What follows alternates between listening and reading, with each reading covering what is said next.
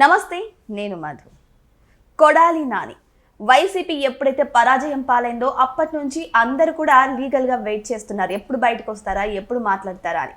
కానీ health issues కారణంగా ఆయన గోడ వెనకాలే ఉండిపోయారు. కానీ మళ్ళీ ఇప్పుడు తెర మీదకి వచ్చారు. మరి సో వచ్చి రాగానే అనగానే వెంటనే ఆయన లోకేష్ గారి గురించి మాట్లాడడం జరిగింది. అసలు ఏం మాట్లాడారు, మళ్ళీ ఈ ఉదాంతానికి గల కారణం ఏంటి, ఆయన మళ్ళీ తెర మీదకి రావడానికి గల కారణం ఏంటి, తెర మీదకి వచ్చారు సరే, వచ్చిన తర్వాత జరగబోయే పరిణామాలు ఏంటి, ఈరోజు మనం తెలుసుకుందాం. ప్రస్తుతం మనతో పాటు ఉన్నారు senior journalist doctor Durga Vadlamani గారు. వారిని అడిగి మరిన్ని విషయాలను తెలుసుకుందాం. నమస్కారం. నమస్తే అండి మేడం. కొడాలి నాని గారు ఒకప్పుడు వైసీపీ అధికారంలో ఉన్నప్పుడు ఆయన మాట తీరుకు హద్దు అదుపు లేకుండా మాట్లాడారు. మళ్ళీ ఇప్పుడు స్క్రీన్ మీదకి వచ్చారు, అంటే 2 సంవత్సరాల తర్వాత. కానీ ఇక్కడ చూస్తుంటే వచ్చి రాగానే లోకేష్ గారి మీద మాట్లాడుతున్నారు మేడం. మరి దీన్ని ఎలా తీసుకోవాలంటారు? ఎలాగ తీసుకోక్కర్లేదు, అది ఇంకా అంటే నోటిదూలు ఇంకా తగ్గలేదని. అంటే మనిషికి ఇప్పుడు జైలుకి వెళ్ళే తరుణం దగ్గరైంది, ఆసన్నమైంది. ఇంకా కూటమి ప్రభుత్వం ఉపేక్షించక్కర్లా. అంటే మనం జాలి చూపకూడదు కొంతమంది మీద అంటారు చూడండి, అందులో నెంబర్ 1 కొడాలి నాని. మనందరం కూడా సర్లే అనారోగ్యం ఎందుకులే ఇప్పుడు జైల్లో పెట్టడం అని అందరూ కూడా అనుకున్నాం కదా. ఈవెన్ ప్రభుత్వం కూడా అదే ఆలోచించింది.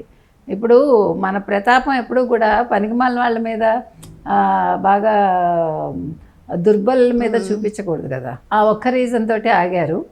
అయితే మీరు ఆగక్కర్లేదు, నాకు మళ్ళీ మొదలైంది నా నోరు అని చెప్తున్నాడు.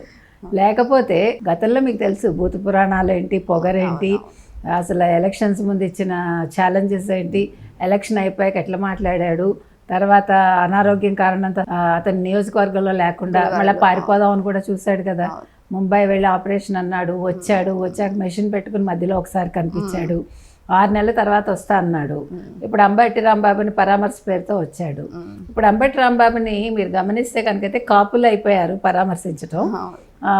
అంబటి రాంబాబుని పరామర్శించలేదు జగన్మోహన్ రెడ్డి, కూతుళ్ళని పరామర్శించాడు. మొన్న వల్లభనేని వంశీ వెళ్ళి పరామర్శించాడు.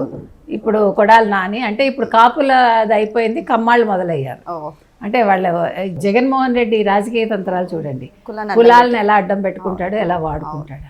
సో ఇప్పుడు ఏమంటున్నాడు, బయటకు వచ్చి ఆయన పరామర్శించి ఆ పేరుతో అదేంటి లోకేష్ జగన్మోహన్ రెడ్డితో పెట్టుకుంటే ఏమన్నాడు, లోకేష్కే రిస్క్. ఏమిటి రిస్క్ అంటే ఏంటి, రిస్క్ అంటే ఏంటి, ఆల్రెడీ రెడ్ బుక్లో మీరు అందరూ ఉన్నారని మీరే భయపడ్డారు కదా. అసలు రెడ్ అనే పదం వింటేనే మీరు హడిలిపోయారు, ఆ రంగు చూస్తే భయపడిపోయారు. అప్పుడు కొడాలి నాని మాట్లాడిన మాటలను బట్టి అందరూ ఎక్స్పెక్ట్ చేశాను మేడం, రెడ్ బుక్ లో టాప్ 5 నేమ్స్ లో ఖచ్చితంగా కొడాలి నాని పేరు ఉంటది అని. కానీ ఇక్కడ చూస్తే తప్పించుకున్నారు. మళ్ళీ ఇప్పటికైనా సరే మరి ఆయన మీద దృష్టి పెట్టే ఇప్పుడు పెట్టాలండి. ఇప్పుడు పాపం ఆరోగ్యం సరైపోయింది కదా, ఇప్పుడు కొవ్వు మళ్ళీ మొదలైంది కదా, నోటిదోలు మొదలైంది కాబట్టి ఓహో బ్యాక్ టు పెవిలియన్ మళ్ళీ మొదటికి వచ్చింది కాబట్టి సిస్టమ్ అయింది.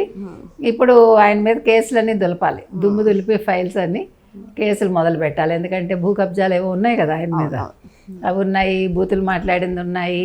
అంటే ఇప్పటికైనా జగన్మోహన్ రెడ్డి, మనం ఇప్పుడు మరోసారి చెప్తున్నాం, బూతులు మాట్లాడించడం గొప్ప కాదు, జరిగిన దానికి క్షమాపణ చెప్పేసి ఆయన ప్రజలకి ఆయన రాజకీయ ప్రస్థానం కొత్తగా మొదలు పెడితే బాగుంటుంది.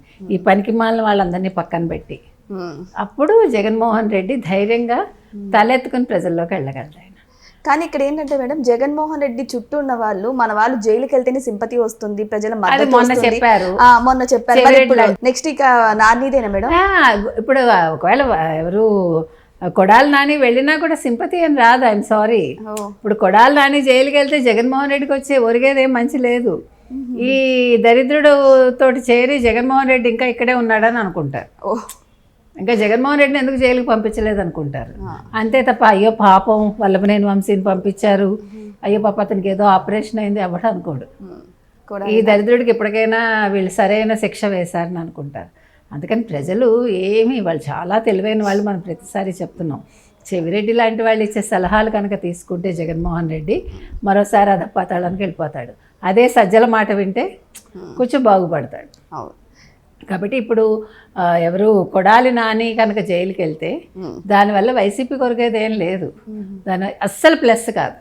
ఇప్పుడు చెవిరెడ్డి చెప్పాడని మనం అందరం జైలుకి వెళ్ళిపోదాము అంటే, ఇప్పుడు జగన్మోహన్ రెడ్డి జైలుకి వెళ్తే ఒక కేసు తర్వాత 29 కాదు కదా 30 వచ్చిన కేసులు నడుస్తూనే ఉంటాయి. మొన్న అంబటి జైలుకి వెళ్ళినప్పుడు నేను జారి పడ్డాను, నాకు అక్కడ కంఫర్ట్ లేదు అది ఇదని చెప్పేసి బయటపడ్డారు.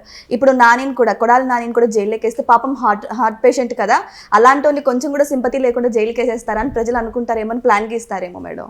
ఇప్పుడు అంబటి రాంబాబు జైలుకి వెళ్తే ఎవరన్నా సింపతి చూపించాడా? ప్రజలు వచ్చేసారా అన్న, క్యూలు కట్టేశారా, అయ్యో పాపం మా అంబటి రాంబాబుని జైల్లో వేశారని నవ్వుకున్నారు. ఆయన చూసి నవ్వుకున్నారా లేదా? కొడాలి నానిని వేస్తే మాత్రం నవ్వుకోరు, వెళ్ళి దేవుడికి పూజలు చేస్తారమ్మయ్యా, ఈ పీడ విరగడైంది ఇప్పటికైనా. అందుకని జగన్మోహన్ రెడ్డి ఇప్పటికైనా ఆలోచించుకోవాలండి. ఇంకోసారి చెప్తున్నాం మనం, ఈ కొడాలి నాని, వల్లభనేని వంశీ, అంబటి రాంబాబు వీళ్ళు కాదు ఆయన చుట్టూ ఉండాల్సిన, చెవిరెడ్డి, పెద్దిరెడ్డి వీళ్ళు కాదు. జరిగినవన్నీ కూడా వదిలేసి ఇప్పుడు కొత్త క్యాండిడేట్స్ని తీసుకుని వాళ్ళ నెక్స్ట్ ఎలక్షన్స్లో ఎలా నిలబెట్టాలి. ఇప్పుడు మనం ఇందాక చెప్పుకున్నాం, మనం దేవాదాయ శాఖ పరిధిలోంచి ఆలయాలన్నీ విముక్తి చేసేసి అసలు సంబంధం లేకుండా చేసి అట్లా ఆయనకి ఇచ్చే సలహాలు ఆలోచించుకుని ఆయన ఇప్పటికైనా వింట నేర్చుకోవాలి. ఇప్పుడు తండ్రి చెప్పినప్పుడు వినలేదు, ఇంతమంది సలహాదారులుండి వినలేదు, ఇంతమంది మంచి చెప్పేవాళ్ళు ఉండి వినలేదు. కాబట్టి మనిషి ఎప్పుడూ కూడా పదవి ఒకటే కాకుండా అసలు ముందు నేను ప్రజలు ఏమనుకుంటున్నారు, నేను ప్రజల్లోకి వెళ్తే అనేది ఆలోచించుకోవాలి. అలా ఆలోచించుకుంటే కనుక అయితే అతను ముందు కొంతకాలం అసలు తన ఆలోచనలు పక్కకు పెట్టేసి ఎదురువాడు ఏం చెప్తున్నాడో విని అందులోంచి మంచి గ్రహిస్తే ఖచ్చితంగా జగన్మోహన్ రెడ్డి మళ్ళీ మంచి రాజకీయ నాయకుడిగా ఉంటాడు. లేదంటారు జీవితకాలం ఒక నెగిటివ్ ముద్రను మోస్తూ జైల్లో మాత్రమే గడుపుతాడు ఆయన. అందులో మనకేం సందేహం అక్కర్లే. ఇవాళ వల్లభనేని వంశీ ఉన్నా, ఇవాళ కొడాలి నాని వచ్చినా, లేదు వీళ్ళని పంపించి అంబటి రాంబాబుతో రాజకీయాలు చేద్దాం అనుకున్నా, కాపు ఓట్లకు గేలం వేద్దాం అనుకున్నా ఇవేమీ జరగవు. కాపులు ఎవరు కూడా ఈ గేలాలకు చిక్కుకోరు. వాళ్ళకి నచ్చిందేదో వాళ్ళ మనసుకి నచ్చితేనే చేస్తారు. వాళ్ళేం తెలివి తక్కువ వాళ్ళు కాదుగా కాపులు, వాళ్ళకి అన్నీ తెలుసు. వాళ్ళు ఎవరి వైపు ఉండాలి, ఎప్పుడు ఉండాలి, ఎలా ఉండాలి, దే కెన్ డిసైడ్. కాబట్టి జగన్మోహన్ రెడ్డి ఆలోచించుకోవాలి. ఇప్పుడు కొడాలి నాని మళ్ళా ఏదో లోకేష్కి రిస్క్ అంటే లోకేష్ భయపడిపోయి గజగజ వణికిపోయి అవును సార్ భలే చెప్పారు సార్ అంటాడా? జగన్మోహన్ రెడ్డికి దగ్గరికి వెళ్ళి అయ్యో జగన్మోహన్ రెడ్డి గారు మీరు చాలా గొప్పవాళ్ళ అని అంటాడా? అన్నాడు కదా. ఆయనకు తెలుసు లోకేష్కి ఏం చేయాలో తెలుసు. లోకేష్ పూర్వ లోకేష్ కాదు, he's a very matured person. So he know what to do, what not to do. ఇంతకుముందు కొడాలి నాని మాట్లాడితే బూతుల పురాణం వినపడేది మేడం. దాన్ని చూసి జగన్మోహన్ రెడ్డి కూడా చాలాసార్లు నవ్వుకొని ముసిముసి నవ్వుకున్న సందర్భాలు కూడా ఉన్నాయి. మళ్ళీ ఇప్పుడు కంబ్యాక్ అయ్యారు. అంటే ఆ బూతుల పురాణం ఎత్తుకోలేదు కానీ ఇలా ఏదో మాట్లాడాలన్నట్టు లోకేష్ గారికి భయపడుతున్నాడా, అది కొద్దిగా మార్పు వచ్చిందా కొడాలిలో? అంటే జైలు భయం వచ్చిందా? ఇప్పుడు అంబటి వెళ్ళొచ్చాడు, అంబటి చెప్పాడు కదా బాగులేదని, సో భయపడుతున్నాడా? మళ్ళీ నేను జైలుకి వెళ్తే నానా అవస్థ పడాలి, కింద పడుకోవాలి, వల్లభనేని వంశీ పడ్డాడు, పోసారి అనుభవించాడు, మళ్ళీ నాకు అలాంటి గతి పడుతుందేమో అని భయంతో నోరు కంట్రోల్ చేసుకుని ఉంటాడు. సో ఏదేమైనా సరే కొడాలి నాని బయటకు వచ్చి రాగానే మొదటిలాగా బూతుల పురాణం అయితే ఎత్తుకోలేదు కానీ లోకేష్ గారికి రిస్క్ అంటూ కొన్ని వ్యాఖ్యలు అయితే చేశారు. సో ఇలా వ్యాఖ్యలు చేయడం వల్ల మళ్ళీ కొడాలి నానికి రిస్క్ అవుతుందా? మరి వెయిట్ చేసి చూద్దాం ఏం జరగబోతుందో రానున్న రోజుల్లో. Thank you so much. Thank you.